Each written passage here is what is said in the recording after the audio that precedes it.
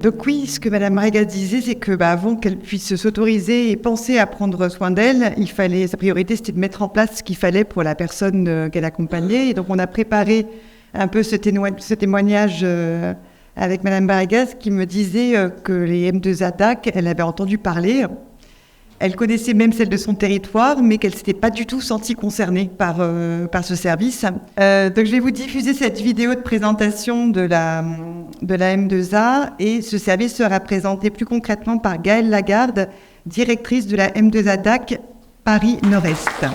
Bonjour à tous et à toutes, donc moi c'est Gaëlle Lagarde, je suis directrice de la M2A DAC Paris Nord-Est, mais aujourd'hui je représente l'ensemble des M2A DAC et je vais vous présenter les missions socles que toutes on organise et on propose sur l'ensemble du territoire parisien.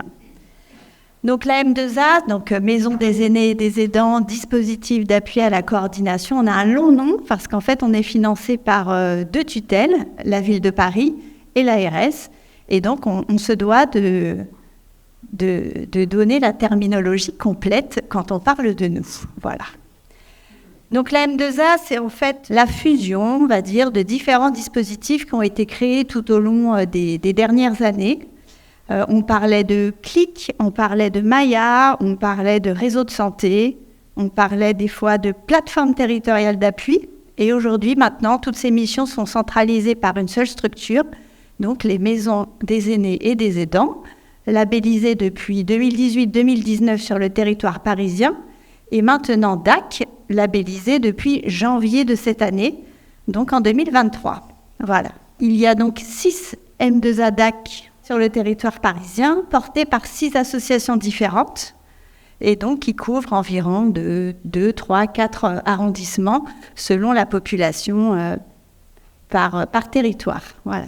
Il y a 2 grandes missions sur les M2A DAC principales. Il y a l'appui au parcours de santé individuel, donc tout ce qui permet d'accompagner les personnes individuellement.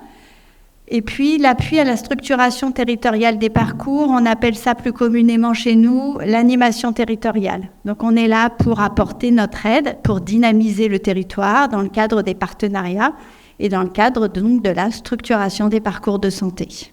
On a différentes stratégies d'intervention quand on parle de situations quand on accompagne des situations individuelles, Donc on a plusieurs niveaux. Le premier niveau, c'est l'accueil.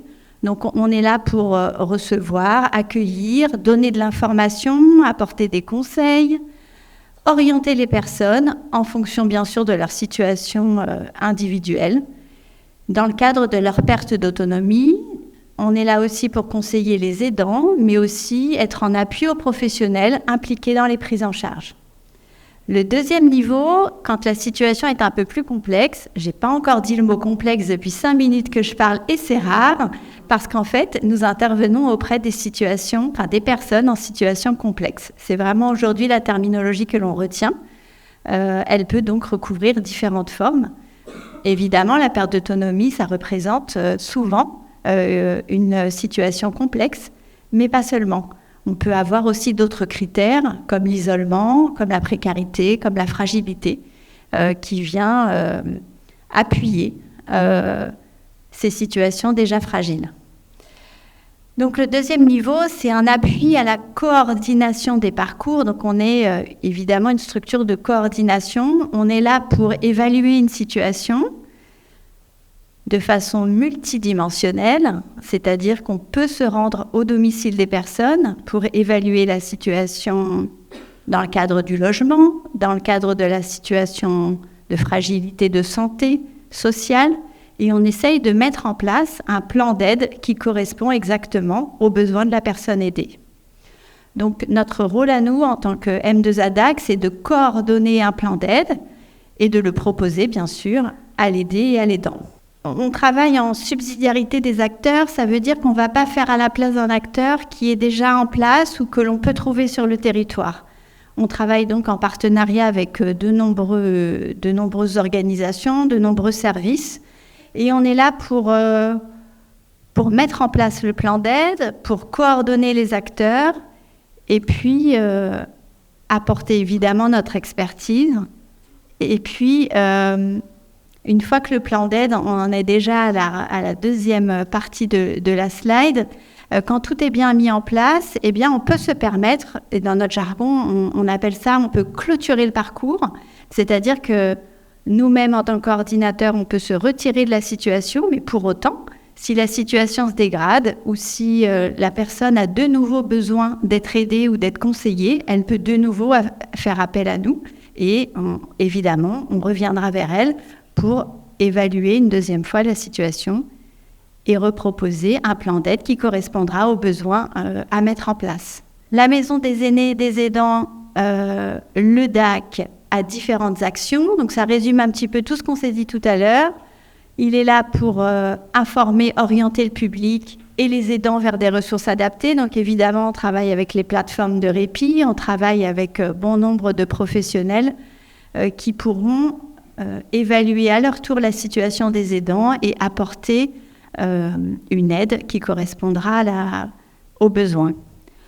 On peut proposer une évaluation multidimensionnelle, on peut, mais ce n'est pas une obligation et ce n'est pas à chaque fois, se rendre en visite à domicile. Les équipes sont pluriprofessionnelles, c'est ça l'intérêt aussi d'une maison des aînés et des aidants DAC, c'est en ouvrant la porte de notre structure, on va pouvoir apporter une aide sociale, une aide concernant le parcours de soins, une aide parfois psychologique, parfois faire appel à un ergothérapeute, évidemment à avoir un diagnostic de médecin. Nous avons bon nombre de professionnels au sein de nos équipes.